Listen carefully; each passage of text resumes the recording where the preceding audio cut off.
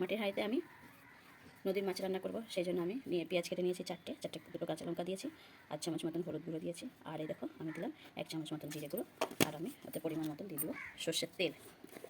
পরিমাণ মতন আমি সর্ষের তেল দিয়ে দিলাম। এবার আমি এটাকে কাঠের চুলোয় আমি রান্না করে নিয়ে আসবো। দিয়ে দেবো একটু লঙ্কা গুঁড়ো, দিয়ে দেবো লবণ, দেখো 1/2 চামচ মতো লঙ্কা গুঁড়ো দিলাম, দিয়ে দিলাম আমি 1/2 চামচ মতো লবণ।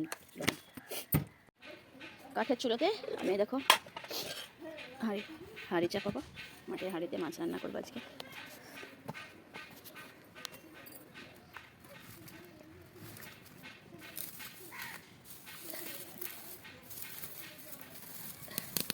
চাপালাম আমি।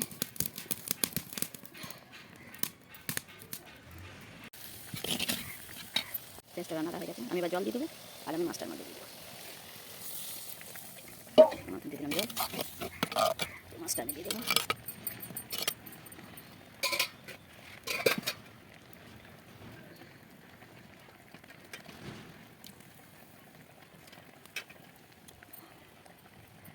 দেখো মাছটার একটা ডিমও ছিল, এই মাছটা ডিমটা দিয়ে দিলাম এক সাইডে। মাছটা ঢাকা দিয়ে রান্না করছি, মাছটা আমার করছে। এবার